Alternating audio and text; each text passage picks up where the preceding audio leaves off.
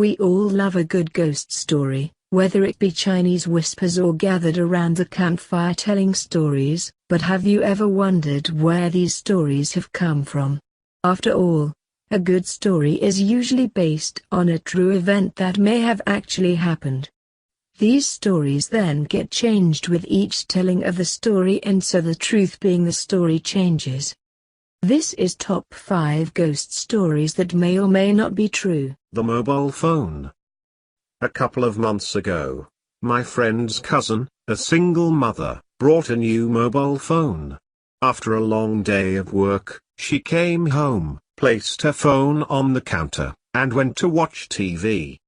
Her son came to her and asked if he could play with her new phone. She told him not to call anyone nor mess with text messages, and he agreed. At around 11:20, she was drowsy, so decided to tuck her son in and go to bed. She walked to his room and saw that he wasn't there. She then ran over to her room to find him sleeping on her bed with phone in hand. Relieved, she picked her phone back up from his hand to inspect it. Browsing through it, she noticed only minor changes such as new background, banner, but then she opened up her saved pictures. She began deleting the pictures he had taken, until only one new picture remained. When she first saw it, she was in disbelief. It was her son sleeping on her bed, but the picture was taken by someone else above him and it showed the left half of an elderly woman's face. I sat on the bus. On my way to school, listening to music and paying little to no attention to the other students. At one of the stops my mind snapped back to reality. I looked towards the small house, Tommy's house, I thought. A hand slipped through the drapes of the window and waved the bus driver to move on. He's sick, I thought, paying no large amount of attention to the situation. The day flew by, and after school, I watched the local news channel, and what I heard paralyzed me. Tommy's entire family was murdered that day by an unknown suspect. After hearing this news, I moved back up to my room and quietly fell asleep. The next day, I sat on the bus. We drove past Tommy's house, and the bus driver, being unaware of Tommy's family fate, stopped at his home. As I was about to get up and explain to her what had happened, something caught my eye. A pale hand slipped through the drapes of the window and waved the bus driver to move on. I sat on the bus, terrified. The impish ghost. My neighbor Diane and I had a playful poltergeist for years, and we called it Billy. I'd come home and find something put in weird places. Milk in cupboard, toilet paper in the fridge, laundry detergent in the bathtub. Diane once called to ask if Billy had been around, because she couldn't find a gallon of milk. We finally found it outside on her back steps, and sugar. Done sugar. Every morning, my sugar bowl was empty. When I had enough, I'd point to Diane home and yell, "Go see Diane."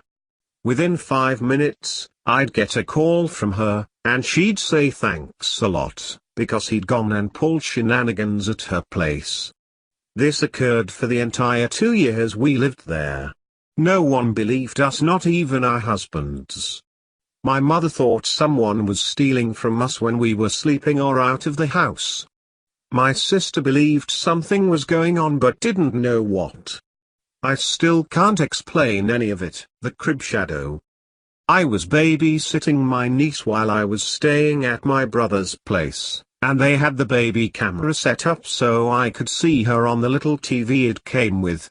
I was studying and started dozing off when I heard someone whispering and realized it was coming from the monitor. I initially thought it was some feedback or something, but when I looked at the TV there was a dark shadow near my niece's crib. I have never been more terrified in my life, but the shadow was clearly there where it had not been before. I ran to my niece's room and looked around and saw nothing, but I took her the hell out of there. I went back to the TV, and the shadow was clearly gone.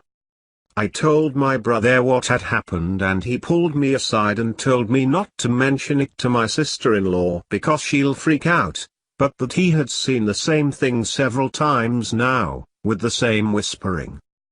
They stayed in that house for about 4 more years, and when my niece was just learning to talk she would tell her mom about her special friend. To this day, it scares me. When they moved out, my brother told me my niece had become inconsolably sad because she would miss her friend.